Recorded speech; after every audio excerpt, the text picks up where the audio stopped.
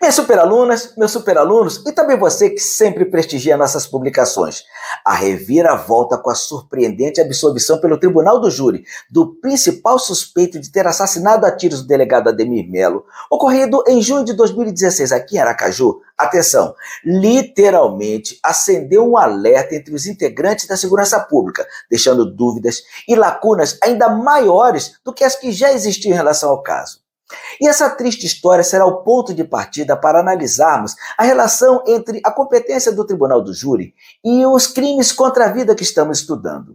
Mas no que tange à morte do delegado, como vocês já conhecem a nossa posição aqui no canal, de primeiro, nunca sermos levianos, segundo, de primarmos pela qualidade e seriedade da informação repassada aos nossos alunos, iremos nos excusar de discutir as novas informações e alegações que têm surgido por aí, de que o crime teria como mandante um outro delegado, ou que o delegado Ademir teria descoberto um suposto esquema criminoso em uma delegacia, ou mesmo que o caso ainda envolveria traição amorosa. Bom, tudo isso escapa aos objetivos e interesses de quem se inscreve aqui no canal para acompanhar nossas postagens.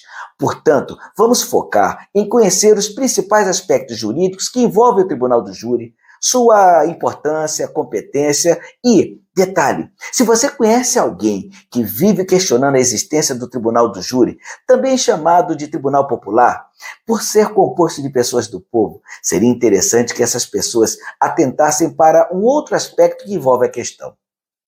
Isso porque, dentre os poderes da República, o Poder Judiciário é justamente aquele com menor teor democrático.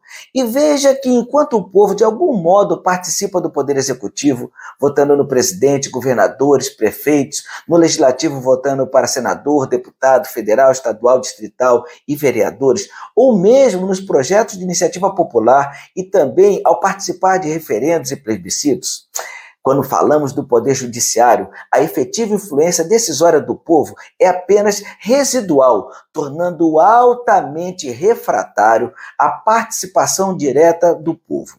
Todavia, para aqueles que percebem a necessidade de um maior controle e de participação democrática nos poderes como elementos inexoráveis ao ambiente democrático, saibam que o Tribunal do Júri é um dos poucos momentos, através da relativa soberania dos vereditos exarados, nos quais o povo exerce sua supremacia no Poder Judiciário. No que interessa a nossa disciplina, observe que o Tribunal do Júri, nos termos do artigo 5º, inciso 38, a linha D da Constituição, tem reconhecido a sua competência para o julgamento dos crimes dolosos contra a vida. Mas, meus alunos, eu já sei que vocês adoram quando eu começo a nossa aula com uma informação impactante a respeito do assunto. Então, se ligue, nem todos os crimes previstos no capítulo dos crimes contra a vida serão de competência do Tribunal do Júri. Como assim, professor? É exatamente isso. E no decorrer de nossa aula, descobriremos quais são esses crimes. E querem mais? Atenção! Mesmo que o crime tenha a morte como resultado, nem sempre isso fará com que o autor seja julgado pelo Tribunal do Júri. Professor, para, aí já é demais. É sério. E outra, querem um exemplo? O crime de latrocínio ou roubo com resultado morte. A despeito de ocorrer a morte da vítima, ele não entra no rol dos crimes de competência do Tribunal do Júri. Mas os porquês e as explicações só irá saber quem assistir nossa aula de hoje até o final. Bom, feita essa introdução, acho que agora já podemos começar. Então, se vocês ainda não estão inscritos, inscrevam-se aí no nosso canal e ativem também o sininho e as notificações para vocês serem informados imediatamente com exclusividade assim que nossa equipe postar uma nova aula. Daí, se gostarem, deixem sempre seu like. E, meus alunos, não mudem de canal, porque o nosso novo episódio começa já já, é daqui a 10 segundos, logo após a vinheta de abertura.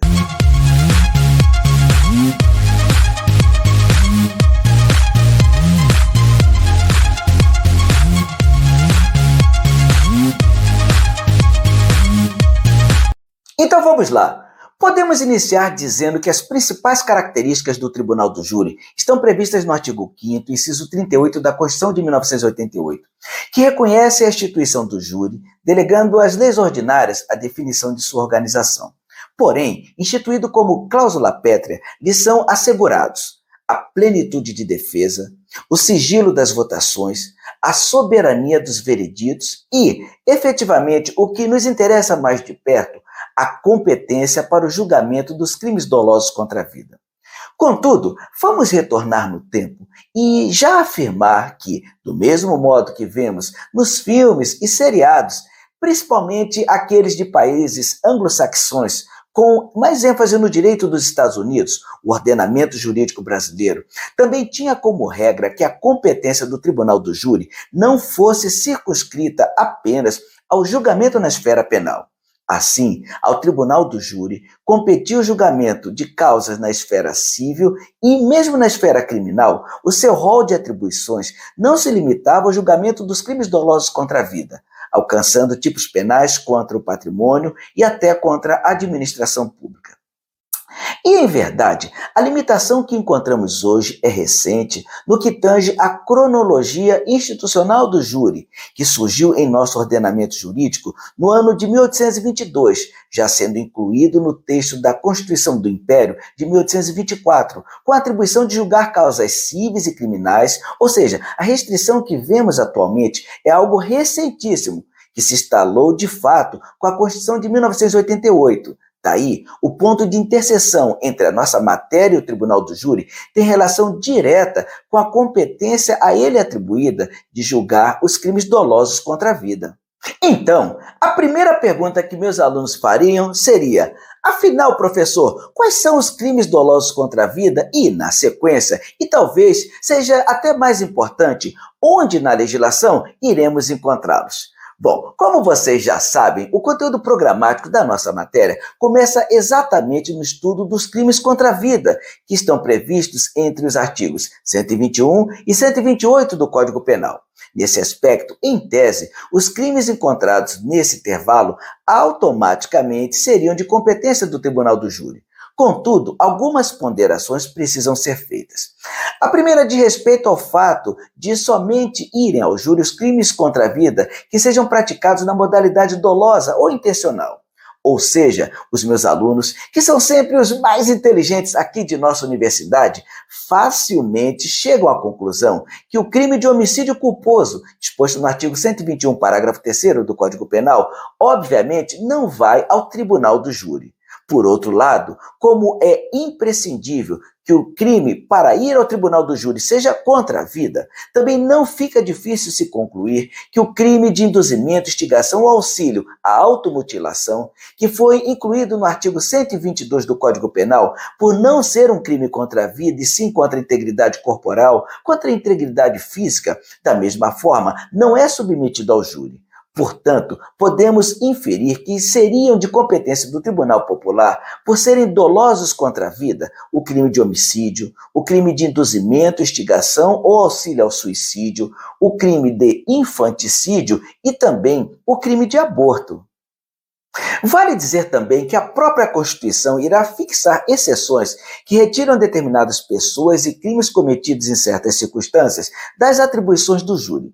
Citemos, para ilustrar, o caso envolvendo deputados federais ou senadores, ou aqueles que eventualmente gozem da prerrogativa, que para alguns também poderia ser chamada de privilégio, do foro por prerrogativa de função, consoante propõe o artigo 102 da Constituição, que determina os casos de competência originária do Supremo Tribunal Federal para processar e julgar.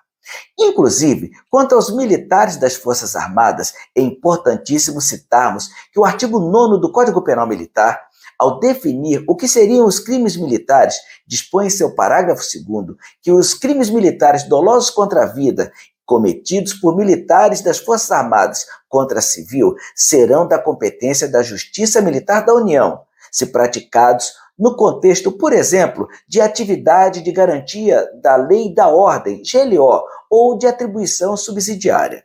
No mesmo sentido, em relação a nós, militares dos estados, duas observações poderiam ser feitas. A primeira é que o crime militar doloso contra a vida, cometida por um militar estadual contra outro militar, em circunstâncias que indiquem a sua relação com o desempenho das atribuições funcionais, a competência não seria do Tribunal do Júri, cabendo à Justiça Militar Estadual processá-lo e julgá-lo. Porém, caso a vítima seja um civil, deve obrigatoriamente ser aplicada a regra do artigo 125, parágrafo 4º da Constituição, uma vez que, nos crimes militares definidos em lei, ressalva-se a competência do tribunal do júri quando a vítima for civil, independentemente de haver ou não relação com o desempenho de suas atribuições. Por fim, tratemos de uma questão fundamental para a formação de vocês. Perceba que encontraremos, tanto no Código Penal quanto na legislação penal extravagante, uma infinidade de crimes que têm o resultado morte como consequência. E nessas hipóteses, a dúvida do meu aluno seria a seguinte: afinal, professor, se houve morte, o crime não deveria ser da competência do tribunal do júri? Meus alunos, excelente questionamento para podermos concluir o episódio de hoje. Mas percebam que a resposta é até relativamente simples. Notem que os crimes de atribuição do tribunal do júri devem ser apenas aqueles voltados intencionalmente para violar o objeto jurídico vida. Assim, por exemplo, como o crime de latrocínio ou roubo com resultado morte, disposto no artigo 157, parágrafo 3º, inciso 2º do Código Penal, é um crime contra o patrimônio, ainda que a vítima termine morta, como o intuito inicial do agente não seria de matá-la, mas sim de subtrair-lhe os bens, esse não seria um crime contra a vida, e sim um crime contra o patrimônio.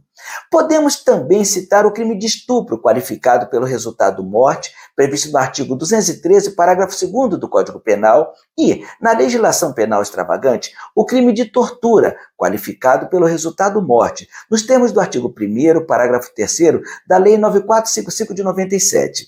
E assim, encerramos o episódio de hoje. Mas lembre, se ainda não estão inscritos, se inscrevam aí no nosso canal e já deixem seus comentários e dúvidas acerca do assunto. Olha, espero que vocês tenham gostado, pois foi muito bom tê-los conosco hoje. Um forte abraço e eu vejo vocês em nossa próxima super aula.